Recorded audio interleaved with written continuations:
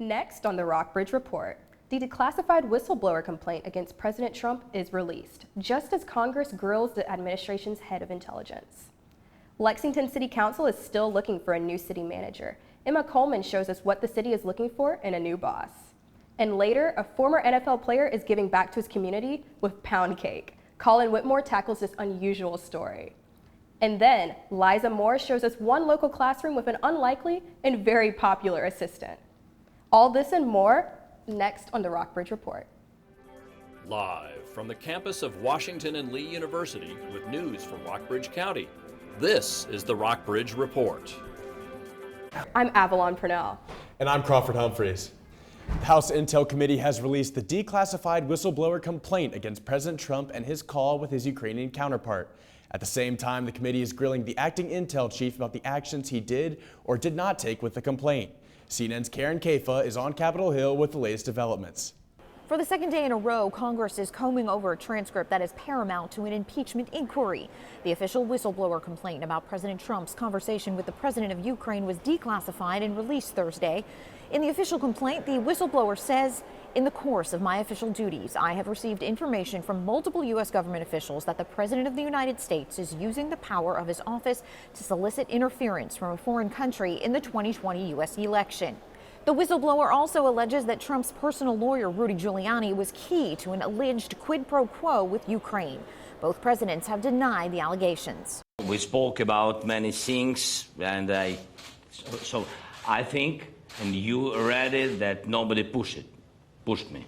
Yes. In other words, no pressure.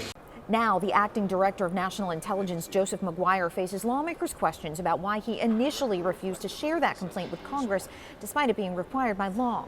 As you know, Director McGuire, more so than perhaps any other area of government since we deal with classified information, the Intelligence Committee is dependent on whistleblowers to reveal wrongdoing. President Trump calling all of it another witch hunt. When they look at the information, it's a joke. Impeachment for that? On Capitol Hill, I'm Karen Kafa. House Speaker Nancy Pelosi laid the groundwork for Donald Trump to become the fourth president to face impeachment proceedings. The process could take months, and there's still plenty of resistance from Republicans, including the president. CNN's Lauren Fox explains. The president must be held accountable. No one is above the law. House Speaker Nancy Pelosi resisting no more. I'm announcing the House of Representatives moving forward with an official impeachment inquiry. The seismic shift in the Democratic caucus pushing Pelosi over the edge. CNN learned that President Trump asked his chief of staff to freeze millions in military aid to Ukraine, roughly 1 week before a call with Ukraine's new leader, in which Mr. Trump pressed to investigate former Vice President Joe Biden and his son. The actions of the Trump presidency revealed the dishonorable fact of the president's betrayal of his oath of office, betrayal of our national security, and betrayal of the integrity of our elections. There is no evidence the Bidens had any corrupt dealings with Ukraine. If we allow a president to get away with shredding the United States Constitution, that will last forever. For months, Pelosi held off on the growing calls for impeachment, perhaps hoping to protect Democratic Congress members in swing districts who could face voter backlash in 2020. We cannot delay. We must not wait. The future of our democracy is at stake. But now more Democrats than ever are eager to push forward. An impeachment process is going to divide us further, but we can't be divided on rule of law. The president's Republican allies quickly coming to his defense. I don't know why the Democrats are excited, because first of all, they just made America weaker. The only reason they're trying to impeach the president is because they don't believe they can beat him at the ballot box, or they're trying to destroy him. President Trump firing off a series of tweets, calling it presidential harassment and an effort to derail his UN agenda with breaking news witch hunt garbage. I think it's ridiculous. It's a witch hunt. I'm leading in the polls. They have no idea how they stop me. The only way they can try is through impeachment. That call was perfect. It couldn't have been nicer. Trump promising the release of the full declassified and unredacted transcript of the July 25th Ukraine phone call today, reportedly going against the wishes of his senior aides. And there was never any quid pro quo. The House planning to vote on a resolution today, condemning the Trump administration's efforts to block releasing the alleged whistleblower complaint. A similar request unanimously passed by the Senate. I hope that the Republicans will join us, as they have joined in the Senate in unanimous consent, passing a resolution for the release of the information. Two sources tell CNN the White House could also make the whistleblower complaint public as soon as today. House Intelligence Chairman Adam Schiff says the alleged whistleblower wants to speak to his committee. We want to make sure that we get the full complaint, that we get the Inspector General's report, and that whistleblower is allowed to share with Congress anything that whistleblower believes is evidence of misconduct or malfeasance within the contours of the statute. Congress has gotten involved in the investigation of lung disease and deaths possibly related to vaping. The CEO of Juul, the top-selling e-cigarette company, stepped down Wednesday, this as the count rises to at least 11 reported deaths and hundreds of reported cases of lung disease, all related to vaping. Nadia Romero reports from Washington. Do you think that that's going to solve the youth vaping epidemic? The FDA taking tough questions from lawmakers Wednesday as Congress looks into both the sudden increase in lung disease suspected by the use of vaping and e-cigarettes and the continued use of these products by children. We do not believe that any single policy or process will solve the vaping epidemic. It's a combination of enforcement and education and multiple policy things that we're doing. Meanwhile, the governor of New York wants to work with counterparts in Connecticut and New Jersey for a regional policy on vaping and marijuana. It makes no sense to pass one set of rules in New York when they can just drive across the border to Connecticut and have a different set of rules and vice versa. Just yesterday, parent Ruby Johnson told lawmakers she wants them to ban flavored e-cigarettes. If this was romaine lettuce, the shelves would be empty. We desperately need our legislators to help us by banning the flavors that have drawn in youth like my daughter, including mint and menthol. Health officials say they are still investigating all of the ingredients that people are breathing in. Although these cases seem similar, it is not clear if they have a common cause or if they have different pathogenesis with similar presentation. The investigation has not identified any specific substance or product that is linked to all cases. In Washington, I'm Nadia Romero. E-cigarette maker Juul announced Wednesday it will also suspend all TV, print, and digital advertising. 5 new firefighters are on the job in Lexington today after being sworn in last week. Mayor Frank Friedman swore in Wes Harlow, Nick Shiflett, Devin Jennings, Justin Jarvis, and Nick Ramsey. A 6th firefighter, Matt Spencer, was promoted to lieutenant. The firefighters' families and friends participated in the badge pinning ceremony at the City Council meeting. Fire Chief Ty Dickerson said the oath and the ceremony are held in high regard throughout the fire and rescue service. A federal judge may decide next week if it's unconstitutional for Virginia to require couples to list their race on their marriage license. Brandon Churchill and Sophie Rogers were denied a marriage license in Rockbridge County because they declined to list their race. Churchill is a Washington and Lee graduate, and Rogers attends the W&L School of Law. They're one of 3 couples who filed suit against the state registrar earlier this month. Virginia's marriage license application was changed last week, so couples can select a box that says decline to answer. But Churchill and Rogers are continuing with the lawsuit anyway. The next hearing will take place on October 4th in Alexandria. For the full story, go to rockbridgereport.wlu.edu. Rockbridge area businesses are struggling to fill open positions as the region's unemployment continues to drop. The Rockbridge Report's Coleman Martinson is live in downtown Lexington, where you can find help wanted signs in many windows. Coleman? Hey Crawford, I'm live on Main Street where I spoke to many of local business owners about their difficulty in recruiting new employees. Now the unemployment rate in Virginia was 2.8% in August, which is slightly down from the month before. That's also the same figures for Rockbridge County in July. You know, the figures are pretty low for Rockbridge County, Buena Vista, and Lexington. Some business owners are beginning to offer incentives, including signing bonuses, increased hourly wages. Some are even putting up ads in the local newspaper and on social media to recruit the younger employees. Now, I spoke with some economists at the Federal Reserve in Richmond, and they said it's simple economics. High demand for employees for a tight supply leads to higher wages. It's a statewide and national issue. And while the busiest shopping season is just around the corner, a lot of these businesses don't know what's going to happen next. Live from downtown Lexington on Main, I'm Coleman Martinson for the Rockbridge Report. Lexington City Council is looking to fill one of the highest paying jobs in local government. The city manager position opened in April when the former city manager resigned. The city hopes to hire a new manager by the new year. Emma Coleman has our report. When former city manager Noah Simon left town in April to take a similar job in Texas, interim city manager Brenda Garton stepped in. After I retired in 2017, I've been doing work as interim managers in several Virginia localities. This is the third one, so it's just something that I'm doing in retirement. The city manager oversees all city employees and is responsible for everything from the annual budget to potholes. Garton and the rest of Lexington City Council are working with the Berkeley Group to permanently fill the position. Mayor Frank Friedman said ideally they will have a new manager under contract by November 1st. The 19th of September, we met for the first time to review the 30 applications that were received, and our timeline, right now we anticipate having a full day of interviews on October 14th. Friedman said the council and the Berkeley Group consulted the public before creating the job description. The council held a public hearing in July. This is the city manager recruitment profile. It was made public on August 7th, and it's available on Lexington City's website. It says that the council is looking for someone with confidence, tempered by humility. There were some folks that thought our former city manager lacked some humility and interpersonal skills, and so wanted to let city council know that's something that was important to them. You want someone who's energetic and dedicated and willing to show up to work every day. Seems like you shouldn't have to say that. It's a given. Garton left a word of advice for her successor. Settle in, listen, pay attention, and wait a while before you do anything dramatic. In Lexington, Emma Coleman, The Rockbridge Report. Friedman said the formal deadline for applications has passed, and the council has already selected 4 or 5 applicants to interview on October 14th, but the position is open until it is filled.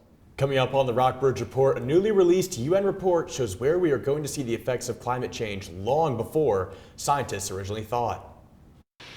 Will this weekend finally be the end to our dry spell? I'm Lily Mott. Tune in at 5 to find out more. And later, how a former NFL player in Buena Vista is giving back to female veterans with baked goods. The world's oceans are at risk more than initially thought. That's according to a landmark UN climate report on human-caused global warming released Wednesday. Findings show that the sea levels will likely rise more than previously projected by the end of the century, threatening coastal areas. Some of the damage is nearly irreversible and could lead to yearly flooding that would typically happen once a century. Cities from New York to Shanghai could see regular flooding. The report called for immediate action to reduce greenhouse gas emissions, which have impacted the planet's oceans and frozen regions. Well, it's officially fall, but it seems like the summer weather has been here to stay here in Lexington. Yeah, I'm trying to search for a moment where I can actually take out my raincoat. Do you have any rain coming? Well, Avalon, you might have that chance this weekend. We are actually projecting some thunderstorms as we move into the weekend. Right now, you are looking at a live shot from Main Street. And as you can see, we actually are experiencing a couple clouds and scattered storms in the area. It actually did rain a little bit while I was out there today, which was a happy surprise with all the dry and hot weather we've been having. So we are looking right now at temperatures of 83 degrees in Lexington, and that low of 55 shows that there could be a few scattered storms later in the afternoon. There's also a wind speed of around 12 miles per hour right now, so it's a little chilly. We're getting breezy and possibly scattered storms later tonight, so maybe bring a jacket if you're planning on going out to dinner. We're also looking at a low humidity right now, which comes with that dry air that we've been having. If you look at the region right now, we're having some storms down in this area, and the region is pretty much in the low 80s to low 90s right now for all of these areas, but the scattered storms are down here. So if you're in the Lexington or Buena Vista area, you will be experiencing some of those scattered storms. We're looking at, as I said, some low temperatures.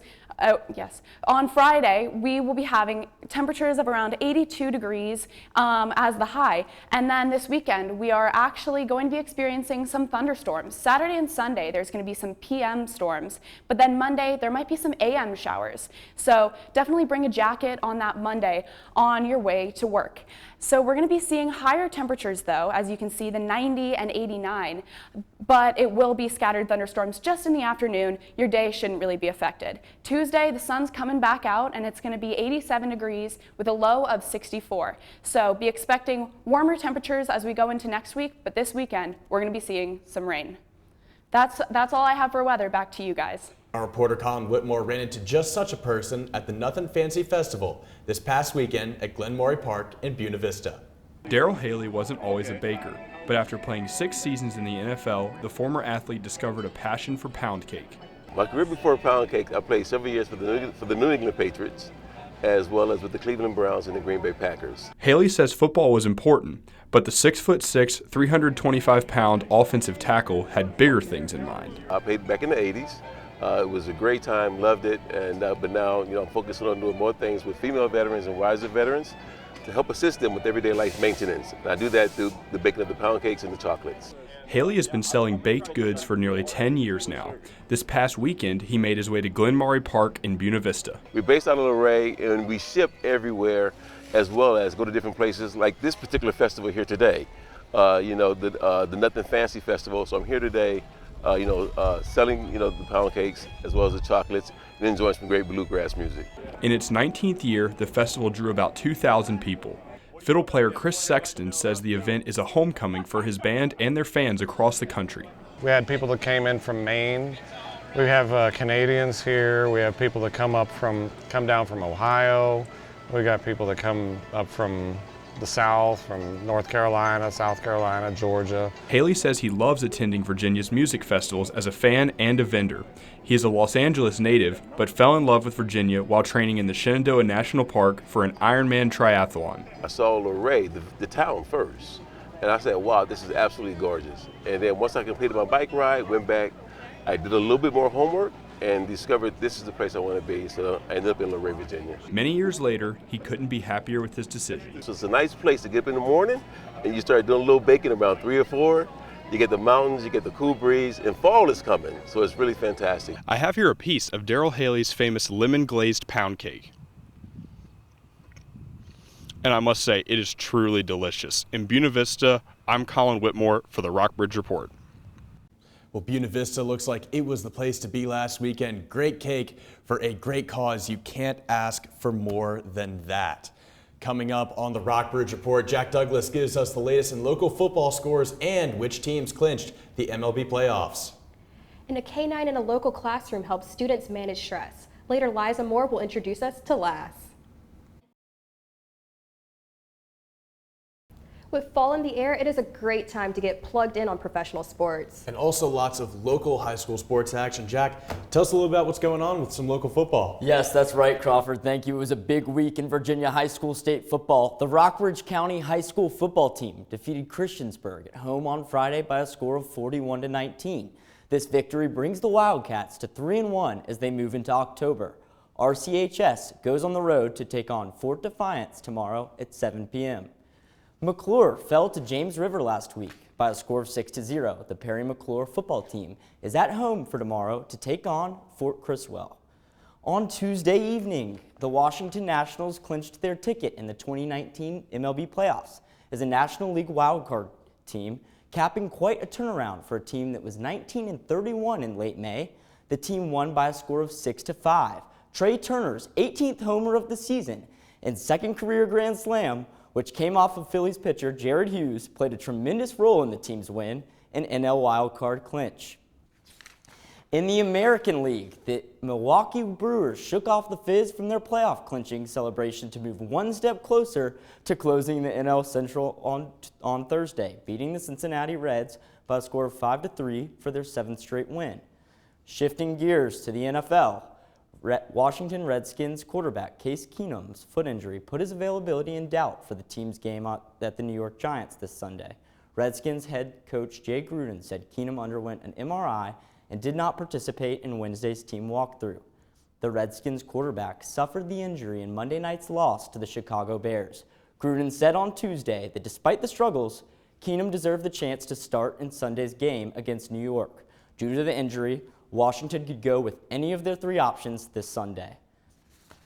6 NFL teams are off to an ultra-hot start this season, winning each of their first 3 games. Teams include the Dallas Cowboys, Los Angeles Rams, Green Bay Packers, New England Patriots, Buffalo Bills, and Kansas City Chiefs. A contested battle will occur this weekend when the Patriots and Bills meet face-to-face this Sunday at Buffalo. That's all I have for sports, guys. Back to you. Thank you. The Pew Research Center reports that anxiety and depression are major problems among teenagers. So some schools are looking for ways to give their students emotional support. Liza Moore reports on the positive effects one therapy dog is having on a local classroom. This academic year, Mountain View Elementary School is welcoming a new teacher's assistant, one with 4 paws and a tail.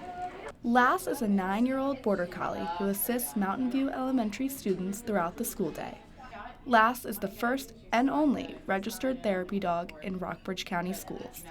Yeah, so last year I brought her in a few times, and we just saw the benefits of having her. So Lori and I put our heads together and said, okay, how do you make a service dog? What do you do? Over the past summer, Sally Moore and Principal Lori Teague worked together to complete the requirements for Lass to become a therapy dog. This included a Canine Good Citizens test and 10 hours of supervised work with children. Throughout the school day, Lass joins Moore's math class as well as a class of students with autistic disabilities, ranging from high-functioning to nonverbal.